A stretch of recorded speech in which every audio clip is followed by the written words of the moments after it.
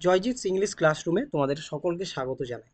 আজকে আমরা উইলিয়াম ওয়ার্ডসওয়ার্থের কম্পোজড আপন ওয়েস্টমিনিস্টার ব্রিজ এই কবিতাটা পড়ব এবং আমরা পড়ব বলতে এখান থেকে লাইন বাই লাইন আলোচনা করব এবং লাইন বাই লাইন আলোচনা করার সঙ্গে সঙ্গে যেহেতু তোমাদের সামনেই সেমিস্টার ওয়ানের পরীক্ষা, তার জন্য আমরা ওই লাইন থেকে কী ধরনের কি প্রশ্ন আসতে পারে বা কোন কতগুলো কঠিন ওয়ার্ড আছে বা অজানা ওয়ার্ড আছে তার সিনোনিমসগুলো জানবো। কারণ হচ্ছে এইবার আমাদের সিনোনিমস আসার খুব সম্ভাবনা আছে এবং তোমাদের কোশ্চেন প্যাটার্নও খুব যে একটা নর্মাল হবে তাও নয়।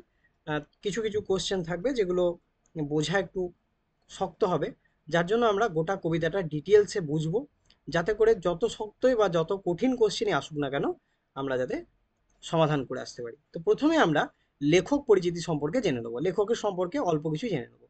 এখানে বানান ভুল আছে, উইলিয়াম ওয়ার্ডসওয়ার্থ হবে, ডাব্লিউ আর হবে এখানে, WORDS, ওয়ার্ডসওয়ার্থ, সরি।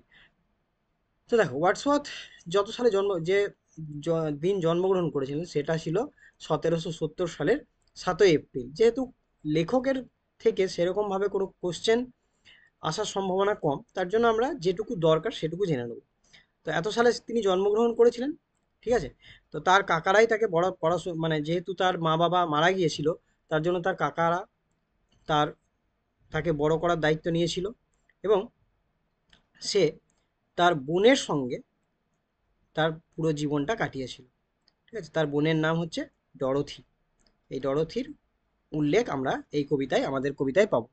তিনি 1843 সালে, তিনি 1843 সালে পোয়েট লরিয়েট হয়েছিল, ঠিক আছে। এবং তিনি মারা যান 1850 সালের 23 এপ্রিল। তার তার সব থেকে গুরুত্বপূর্ণ যে কাজগুলো বা লেখা বইগুলো সেটা হচ্ছে the prelude, sonnets on the river Duddon, the ecclesiastical sonnet, এগুলো তার বিখ্যাত কিছু লেখা। এবং যদি এখান থেকে কোনো প্রশ্ন আসে তাহলে এইরকম প্রশ্ন আসতে পারে যে ওয়ার্ডসওয়ার্থ কোন এজের কবি ছিলেন, তার উত্তরটা হবে রোমান্টিক এজের। এটা মনে রাখবে, এর উত্তরটা হবে রোমান্টিক এজ। তিনি রোমান্টিক এজের একজন কবি ছিলেন। ওকে, নেক্সট আমরা যাই। এবার আমরা সরাসরি কবিতার ইন্ট্রোডাকশনে চলে আসবো, অর্থাৎ কবিতাটা কোথা থেকে নেওয়া হয়েছে, কবিতাটার ব্যাকগ্রাউন্ড কি, এইসবগুলো আমরা একটু জানবো এবার। কারণ এখান থেকে এই ইন্ট্রোডাকশন যে ইয়েটা দেখছো সেখান থেকে অনেক প্রশ্ন তোমরা হয়তো পেতে পারো, অন্তত একটা থেকে দুটো প্রশ্ন এখান থেকে পেতেই পারো। দেখো এই কবিতাটার নাম কি, কবিতাটার নাম হচ্ছে কম্পোজড আপন ওয়েস্টমিনিস্টার ব্রিজ, যেটা প্রথম পাবলিশড হয়েছিল একটা কবিতার কাব্য সংকলনে, যার নাম ছিল poems in two volumes, in poems in 2 volumes, যেটা পাবলিশড হয়েছিল 1807 সালে, যেটা পাবলিশড হয়েছিল 1807 সালে। ওকে, নেক্সট দেখো, the poem was written when the poet was greatly charmed by the early morning scene of London। অর্থাৎ এখানে ব্যাকগ্রাউন্ডটা বলা হচ্ছে, যখন কবি একদম খুব সকালে যখন কবি লন্ডন শহরকে দেখেছিলেন ওয়েস্টমিনিস্টার ব্রিজের ওপর থেকে, তখন এটা বর্ণনা তিনি দিয়েছেন এবং তখন এই কবিতাটা তিনি লিখেছিলেন। তো কোথায় যাচ্ছিলেন তিনি, তিনি যাচ্ছিলেন ডোভার, ফ্রান্সের ডোভারে যাচ্ছিলেন। কত তারিখ ছিল সেটা, 1802 সালের 31 জুলাই। ওকে, তারপর তিনি কবিতা লিখতে আরম্ভ করেন এবং কবিতা শেষ পর্যন্ত লেখা হয় কত সালে, যখন 1802 সালেই লেখা হয়েছিল 3রা সেপ্টেম্বর। কখন লিখেছিলেন না, যখন তিনি ফ্রান্স থেকে ফিরছিলেন, অর্থাৎ ফ্রান্সে যাবার সময়, ফ্রান্সের ডোভারে যাবার সময় তিনি লন্ডন শহরটাকে ওয়েস্টমিনিস্টার ব্রিজের ওপর থেকে দেখেছিলেন এবং ফ্রান্স থেকে ফেরার পথে তিনি কবিতাটা লিখেছিলেন। নেক্সট দেখো, এবার আমরা একদম সরাসরি কবিতাতে চলে যাব।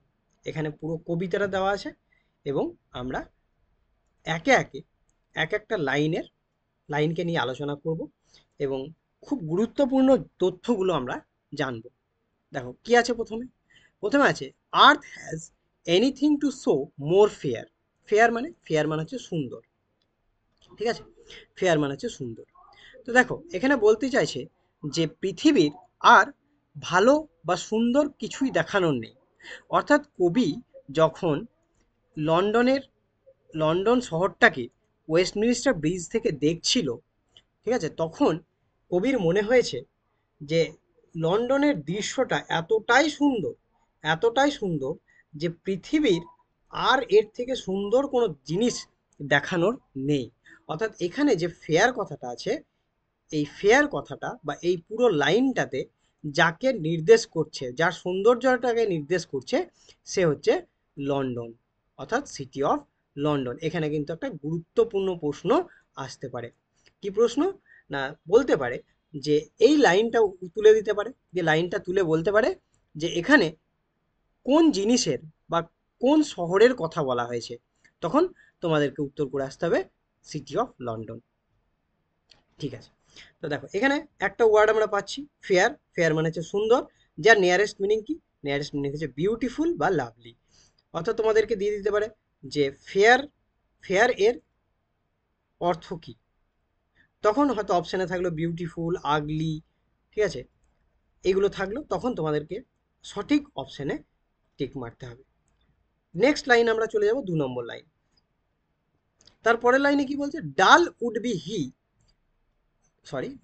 Would he be of soul who could pass by. Pass by মানে কি? পাস বাই মানে হচ্ছে উপেক্ষা করা বা কোনো কিছুকে অগ্রাহ্য করে চলে যাওয়া, ইগনোর করা, ডিসরিগার্ড করা, ঠিক আছে। তো এবার কবি বলছেন যে পৃথিবী এত সুন্দর একটা জিনিস দেখাচ্ছে যে আর এর থেকে আর সুন্দর কোনো কিছু দেখানোর নেই পৃথিবীর। এই সৌন্দর্যটাকে উপভোগ না করে যে চলে যাবে এখান থেকে, সে হচ্ছে কেমন? সে হচ্ছে ডাল, সে হচ্ছে বাজে, মানে তার সৌন্দর্য উপভোগ করার কোনো ক্ষমতা নেই, সে সৌন্দর্যটাকে উপভোগ করতে জানে না, তার জন্য সে এখান থেকে চলে যাবে। এখানে ডাল অর্থে এটাই ব্যবহার করা আছে, ঠিক আছে, যে সে সৌন্দর্যটাকে অর্থাৎ অ্যাস্থেটিক জিনিসটাকে সে উপভোগ করতে পারছে না, সে তার জন্য উপেক্ষা করে চলে যেতে পারে, কিন্তু এই দৃশ্য উপেক্ষা করার নয়। নেক্সট লাইন আমরা যাবো। 3 নম্বর লাইন কি? A sight so touching in its majesty.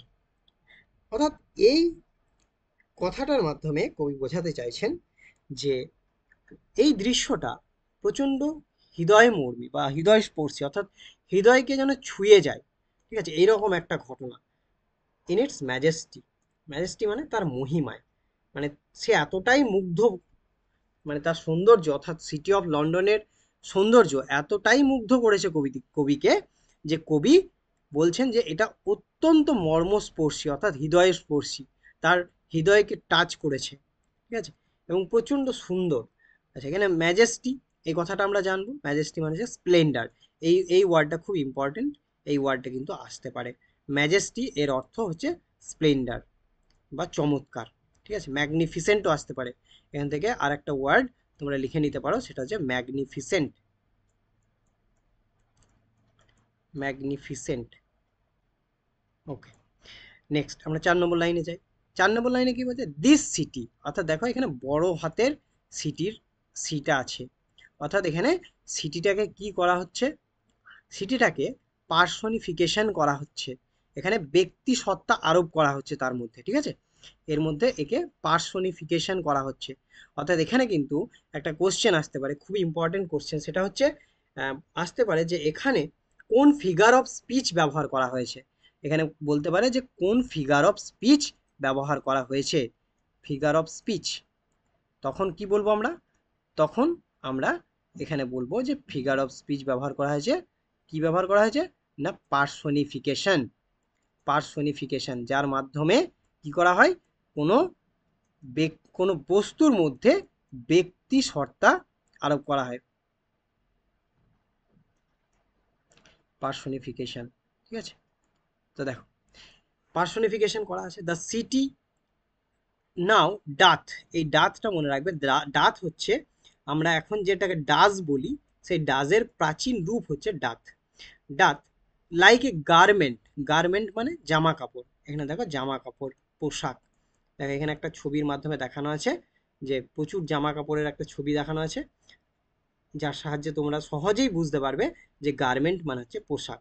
Dress, clothes, অ্যাপ্রিয়াল, এগুলো হচ্ছে এর সিনোনিমস। তো জামা কারা পরে? জামা মানুষেরা পরে, একটা শহর তো জামা পরে থাকতে পারে না। তার জন্য এখানে এই শহরটাকে মানুষের মতো করে দেখানো হয়েছে, তার জন্য এখানে জামা পরানোর কথা বলা হয়েছে। মনে হচ্ছে যেন কবি মনে করছেন যে শহরটা যেন একটা পোশাক পরে আছে বা পোশাক পরিহিত অবস্থায় আছে। তার জন্য এখানে যদি কোশ্চেন আসে, এখান থেকে সব থেকে গুরুত্বপূর্ণ কোশ্চেন হচ্ছে ফিগার অফ স্পিচটা, যে ফিগার অফ স্পিচ কি আছে। যদি আসে তাহলে সেখানে তোমাদেরকে বলতে হবে পার্সোনিফিকেশন। ঠিক আছে, তো চলো নেক্সট লাইন, 4 নম্বর লাইন আমরা যাই। সরি, 4 নম্বর লাইন পড়লাম, 5 নম্বর লাইনে যাব। The beauty of morning, of the morning, silent bare. এবার সকালের সৌন্দর্যটাকে কবি সাইলেন্ট অর্থাৎ নিস্তব্ধ এবং বেয়ার বা নগ্ন এই হিসাবে তিনি তুলনা করছেন। কেন করছেন? কারণ লন্ডন হচ্ছে অত্যন্ত একটা ব্যস্ত শহর, যেখানে প্রচুর কলকারখানা এবং মানে মানুষজনের ভিড়ভাট্টা প্রচুর হয় এবং প্রচুর শব্দের সমাগম হয়। তো কবি যখন দেখছেন এই লন্ডন শহরটাকে, তখন সেই শহরটা একদম নিস্তব্ধ, না কোনো কলকারখানার আওয়াজ আছে, না কোনো ট্রেন বাসের জাহাজের কোনো কোনো কিচ্ছুর আওয়াজ নেই, একদম নিস্তব্ধ। কবি এই নিস্তব্ধতা আগে কোনো দিন দেখেনি। এবং বেয়ার, বেয়ার মানে হচ্ছে নগ্ন। কেন? কারণ হচ্ছে যেহেতু লন্ডনে প্রচুর কলকারখানা আছে, তার জন্য সেই শহরটা ধোঁয়ায় আবৃত থাকে, ধোঁয়া, ধোঁয়াশা, কুয়াশা এগুলোতে আবৃত থাকে। কিন্তু যেদিন কবি দেখছেন, যে সকালে দেখছেন কবি, সেই সকালটা হচ্ছে একদম স্মোকলেস বা কুয়াশাহীন, যার জন্য তিনি বেয়ার কথাটা বলছেন। ঠিক আছে, অনাবৃত। দেখো এখানে বেয়ার কথাটা দেওয়া আছে, বেয়ার মানে হচ্ছে অনাবৃত, ওপেন। ঠিক আছে, এখানে একটা খালি পায়ের ছবি দেখানো আছে, যার সাহায্যে আমরা বুঝতে পারবো যে বেয়ারের অর্থ হচ্ছে, এই ছবির সাহায্যে আমাদেরকে রিলেট করাতে হবে এগুলো। ঠিক আছে, যেহেতু আমরা ছবি দেখি, ছবি এবং লেখা যদি দুটোই দেখি, তাহলে আমাদের মনে দীর্ঘস্থায়ী হয়, এই জন্য ছবিগুলো দেওয়া। তো দেখো এই ছবির সঙ্গে, এই খালি পায়ের ছবির সঙ্গে আমরা এই বেয়ারটাকে যখন রিলেট করাবো, তখন আমরা বুঝতে পারবো যে এটা হচ্ছে অনাবৃত বা নগ্ন। ঠিক আছে, নেক্সট দেখো, আমরা পরের লাইনে যাব। তাহলে এখান থেকে একটাই কোশ্চেন আসতে পারে, সেটা হচ্ছে বেয়ারের অর্থ এবং সকালের সৌন্দর্যটাকে কি বলা হয়েছে। কবি সকালের সৌন্দর্যটাকে কি বলেছেন? তখন অপশন থাকবে সাইলেন্ট বেয়ার। ঠিক আছে, এবার সাইলেন্ট বেয়ার না থেকে শুধু সাইলেন্ট থাকতে পারে, শুধু বেয়ার থাকতে পারে, বা দুটোই থাকতে পারে। অপশানে যেরকম থাকবে সেরকম উত্তর তোমরা করে দিয়ে আসবে। নেক্সট দেখো 6 নম্বর, ships, towers, domes, theatres and temples lies. অর্থাৎ এখানে একটু আগেই বলছিলাম লন্ডন শহর হচ্ছে একটা মূল কেন্দ্র। ঠিক আছে, ইংল্যান্ডের মূল কেন্দ্র। তো এখানে জাহাজ, টাওয়ার, ডোমস ইত্যাদি থেকে শব্দ বা আওয়াজ এগুলো ক্রমশই আসতে থাকে। কিন্তু কবির মনে হচ্ছে যে এটা যে এতটাই নিস্তব্ধ যে মনে হচ্ছে যেন এগুলোও ঘুমাচ্ছে বা শুয়ে আছে। ঠিক আছে, এগুলো হচ্ছে কি? এগুলো হচ্ছে একটা আর্থলি অবজেক্টস। দেখো এগুলোর মানে আমরা করে দিয়েছি। এখানে যে কোশ্চেনগুলো আসতে পারে, দেখো এখান থেকে কিন্তু ওয়ার্ড নোটস যে পোর্শনটা আছে, এখান থেকে তোমরা হয়তো একটা কোশ্চেন পেতে পারো। কি কোশ্চেন পেতে পারো? যে টাওয়ার, এই টাওয়ার মানে কি আমরা জানি, উঁচু চূড়াযুক্ত ইমারত, ফোর্টেস বলা হয়।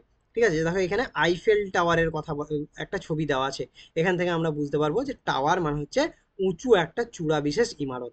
এবার এখানে এই টাওয়ারটা, এই টাওয়ারটা কাকে মানে কোন জিনিসটাকে নির্দেশ দিচ্ছে, কোন জিনিসটাকে নির্দেশ দিচ্ছে? ঠিক আছে, কোন জিনিসটাকে না, টাওয়ার অফ লন্ডনের কথা বলছে, যেটা কোথায় অবস্থিত, যেটা ব্যাংক অফ টেমস নদীর তীরে, টেমস নদীর তীরে অবস্থিত। এখান থেকে কোশ্চেন যেটা আসতে পারে সেটা হচ্ছে টাওয়ার, টাওয়ার বলতে কোন জিনিসটাকে বোঝানো হচ্ছে, সেটা হচ্ছে টাওয়ার অফ লন্ডন। নেক্সট হচ্ছে ডোমস, ডোমস মানে কি, গম্বুজ। গম্বুজ কি? গম্বুজ হচ্ছে মাথাটা, দেখো মাথাটা হচ্ছে ফ্ল্যাট হবে, মানে গোল হবে। ঠিক আছে, ফ্ল্যাট, সরি, গোল হবে। ঠিক আছে, এখান থেকে কি কোশ্চেন আসতে পারে, যে ডোমস বলতে কোন জিনিসটাকে বোঝানো হয়েছে, সেটা হচ্ছে সেন্ট পলস ক্যাথিড্রালকে বোঝানো হয়েছে, এবং আর কি বোঝানো হচ্ছে, ওয়েস্টমিনিস্টার অ্যাবেকে বোঝানো হচ্ছে। এই দুটো জিনিসকে বোঝানো হচ্ছে। অর্থাৎ অপশানে তোমরা শুধু সেন্ট পলস ক্যাথিড্রাল পেতে পারো, যদি খুব খুঁটিয়ে কোশ্চেন করে বা খুব কঠিন কোশ্চেন করে তাহলেই এই কোশ্চেনটা আসতে পারে যে ডোমস বলতে কাকে বোঝানো হয়েছে, সেটা হচ্ছে সেন্ট পলস ক্যাথিড্রাল অথবা ওয়েস্টমিনিস্টার অ্যাবে, যেটা তোমরা অপশানে পাবে সেটা লিখবে।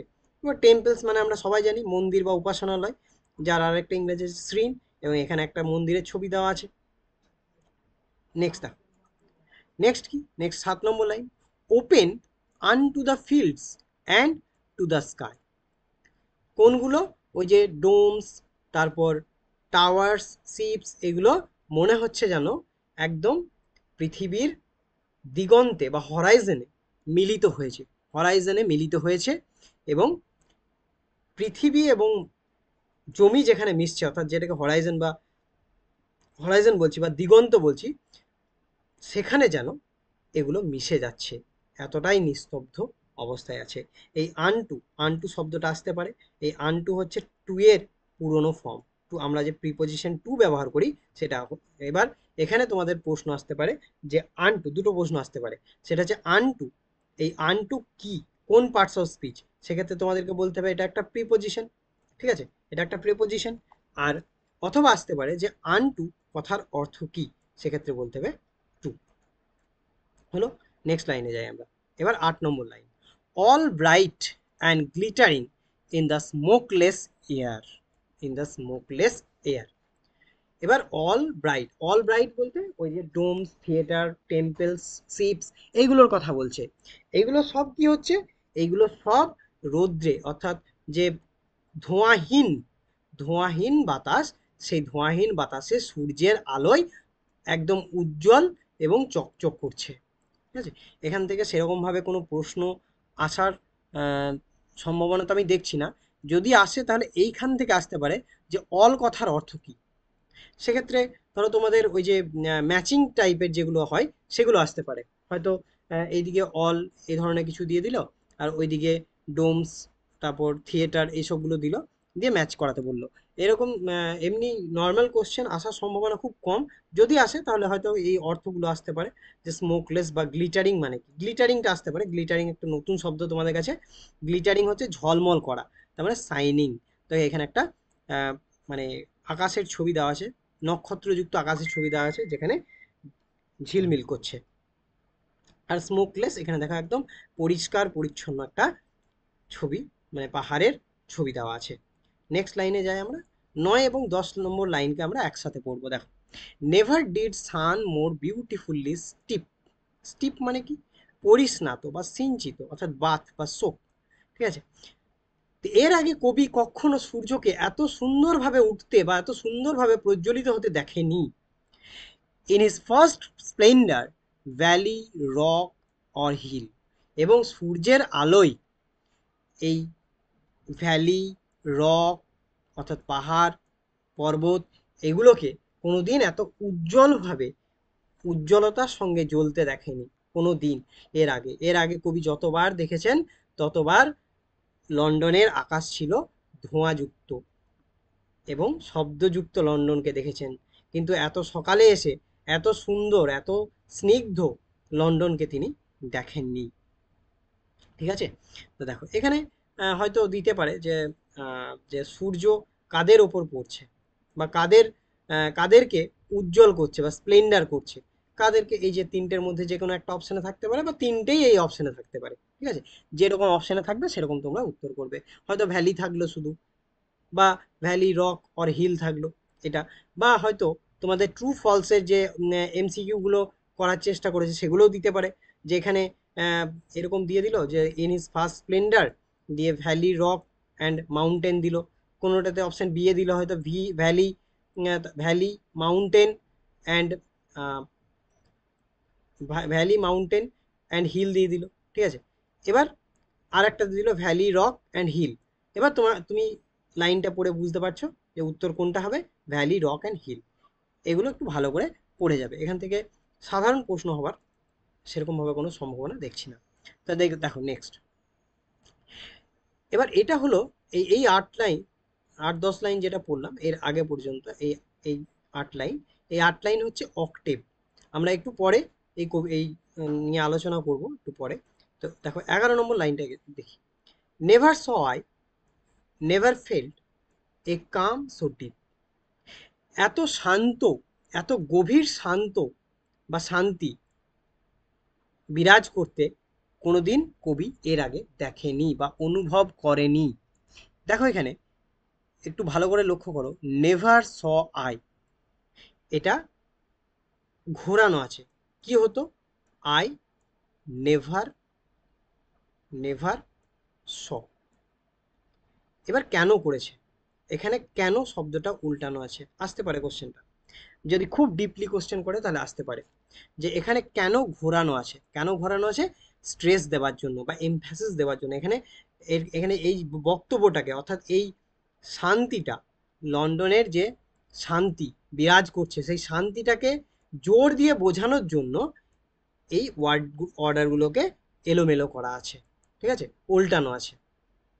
বোঝা গেল? এগুলোকে বলা হয় এমফ্যাসিস। এমফ্যাসিস দেওয়ার জন্য বা জোর দেওয়ার জন্য এখানে করা হয়েছে। কোন জিনিসটাকে জোর দেওয়ার জন্য? শান্তিটাকে, ঠিক আছে। এবার এখানে কোশ্চেন আসতে পারে কোনটা ডিপ? শান্তিটা ডিপ, কাম। ওকে, দেখেন কাম, শান্ত, এর সিনোনিমস হচ্ছে কুইট, ক্র্যাডেল, পেসিফাই। ডিপ বা গভীর, ইন্টেন্স, ডেন্স। এগুলো মনে রাখবে তোমরা। 12 নম্বর লাইন দেখো। The river glideth at his own sweet will. অর্থাৎ এই নদীটা তার নিজের ইচ্ছায়, এখানে উইল, এই উইল কথার অর্থ হচ্ছে ইচ্ছা, নিজের ইচ্ছায় সুন্দর গতিতে বয়ে যাচ্ছে। গ্লাইডেথ মানে হচ্ছে গ্লাইডস বা স্বচ্ছন্দে বয়ে চলা, অবাধে বয়ে চলা। দেখো এখানে একটা নদীর ছবি দেওয়া আছে যেখানে জল একটা নিজস্ব গতিতে বয়ে চলেছে, ঠিক আছে। তো এখানে আমরা এটুকু জানতে পারছি যে নিজের নিজের গতিতে বয়ে চলেছে। হ্যাঁ, তো এখানে কোন নদীর কথা বলা হয়েছে এইটা কিন্তু কোশ্চেনে আসতে পারে। কোন নদীর কথা? টেমস নদীর কথা বলা হয়েছে, ঠিক আছে। এখানে যে নদীটার কথা বলা হয়েছে সেটা হচ্ছে টেমস নদী, টেমস। এখান থেকে এই কোশ্চেনটাই ইম্পর্টেন্ট। নেক্সট 13 এবং 14 লাইন আমরা পড়বো। Dear God. এখানে ডিয়ার গড, এই ডিয়ার গডে একটা এক্সক্লামেশন অফ ওন্ডার বা ওন্ডার প্রকাশ করছেন তিনি, ঠিক আছে, আশ্চর্য প্রকাশ করছেন ডিয়ার গড বলার পরে। এখানে আসতে পারে যে এখানে কোন এক্সক্লামেশন তিনি ব্যবহার করছেন। এখানে এক্সক্লামেশন অফ ওন্ডার ব্যবহার করছেন। এগুলো আমরা আমাদের এমসিকিউ যে নোটটা আছে সেখানে আমরা প্রোভাইড করে দিয়েছি, তোমরা একটু পড়ে নিও। কেবল এখানে বোঝানোর জন্য বললাম ডিয়ার গড বলতে এখানে এক্সক্লামেশন অফ ওন্ডারকে বুঝিয়েছেন, ঠিক আছে। The very houses SIM, the very houses SIM asleep. এবং এতটাই শান্তি সেখানে বিরাজ করছে, মনে হচ্ছে যেন যে বাড়িগুলো লন্ডনে অবস্থিত সেগুলো সবই ঘুমাচ্ছে। And all that mighty heart still lying. এবং সব মহান হৃদয়গুলো যেগুলো লন্ডন শহরকে জাগিয়ে রাখে সেগুলো সবই যেন কি করছে? ঘুমাচ্ছে, ঠিক আছে। ওকে, এখানে দেখো মাইটি কথার অর্থটা দেওয়া আছে। মাইটি কথার অর্থ কিন্তু তোমরা মনে রাখবে। মাইটি কথাটা আসতে পারে, মাইটি মাইটি হচ্ছে বিপুল বা বিশাল। এখানে তার জন্য একটা আমাদের হনুমানের ছবি দেওয়া আছে, বড় প্রকাণ্ড হনুমান। আমরা জানি যে হনুমান প্রচণ্ড ক্ষমতাশালী ছিলেন, ঠিক আছে। তো তার ছবি এখানে দেখানো হচ্ছে, ঠিক আছে। এর সিনোনিমস হচ্ছে এনরমাস, জাইগ্যান্টিক, হিউজ, আর একটা হচ্ছে ম্যামথ। ম্যামথ কথাটা তোমরা লিখে নিতে পারো, ম্যামথ, ঠিক আছে। নেক্সট এবার কিছু ইনফরমেশন আমরা এখানে জানবো। কি ইনফরমেশন জানবো? দেখো প্রথম আছে আপন ওয়েস্টমিনিস্টার ব্রিজ। আপন ওয়েস্টমিনিস্টার ব্রিজ হচ্ছে একটা কি কবিতা? একটা ইটালিয়ান সনেট, ঠিক আছে। এটা হচ্ছে একটা ইটালিয়ান সনেট বা পেট্রাকান সনেট বলা হয়, ঠিক আছে। এবার এখানে যে শহরটার কথা উল্লেখ করা আছে সেই শহরটা হচ্ছে সিটি অফ লন্ডন। এবং এখানে যে রাইম স্কিম ব্যবহার করা আছে, যদিও খুব কঠিন কোশ্চেন যদি না হয় এখানে এই কোশ্চেনটা নাও দিতে পারে, তবে তোমরা জেনে যাবে এই রাইম স্কিম হচ্ছে এ বিবি এ সিডিসি সিডিসি। এটা আমি ভিডিও শেষে বুঝিয়ে দিচ্ছি। আর্থ has not anything to show more fair. এখানে যে ইয়েটা ব্যবহার করা আছে, তোমার ফিগার অফ স্পিচটা ব্যবহার করা হচ্ছে, সেটা হচ্ছে হাইপারবোল। হাইপারবোল। আর একটা হচ্ছে the river glideth at his own sweet will, এটা হচ্ছে পারসোনিফিকেশন। আর অক্টেভে, অক্টেভে যেটা বলছে, অক্টেভে বলছে কি, যে যে শান্তি বিরাজ করছে লন্ডন শহরে, সেই শান্তিটা এবং স্মোকলেস এয়ারকে বোঝানো হচ্ছে। আর শেষ স্টেট অর্থাৎ শেষ যে 6 লাইন, এই কবিতাটা হচ্ছে ক লাইন, 14 লাইন। তার মধ্যে পেট্রাকান সনেট যেহেতু, তার জন্য 8 লাইন এবং 6 লাইনে বিভক্ত। এই 8 লাইনকে বলা হয় অক্টেভ, আর 6 লাইনকে বলা হয় শেষ স্টেট। তো অক্টেভে বলছে যে লন্ডন শহরে যে শান্তি বিরাজ করছে এবং ধোঁয়াহীন যে বাতাস, সেটার কথা বলছে। আর শেষ স্টেটে বোঝাচ্ছে কি, শেষ স্টেটে বোঝাচ্ছে যে সূর্য উঠছে এবং সেই সূর্যের আলোতে যে ঝলমল করছে শহরটা এবং নদীর যে গতি, সেইটাকে বোঝানো হচ্ছে। ধন্যবাদ। এবার তোমরা একটু আমার সঙ্গে সঙ্গে এই এর ইয়েটা বুঝে নাও, রাইম স্কিমটা বুঝে নাও। দেখো ফেয়ার আছে, ফেয়ারটাকে আমরা এ ধরছি। ফেয়ারের সঙ্গে সঙ্গে কি আছে, ওয়ের আছে, এটা এ।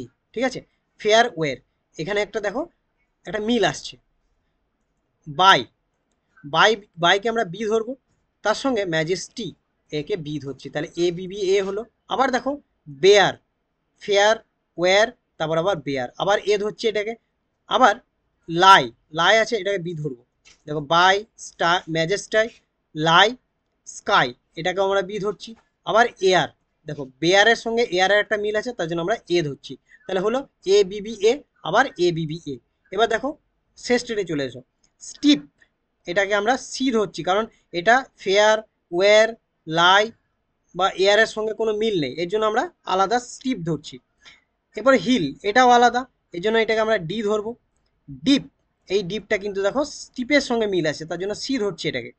উইল, হিলের সঙ্গে উইলের মিল আছে, ডি। আবার অ্যাসলিপ, স্টিপ, ডিপ, অ্যাসলিপ, এটাকে সি। আর স্টিল, দেখো হিল উইল স্টিল, এটা ডি। তাহলে হলো C D C D C D, হলো। নেক্সট দেখো, ধন্যবাদ তোমাদের সকলকে ভিডিওটা পুরোটা দেখার জন্য।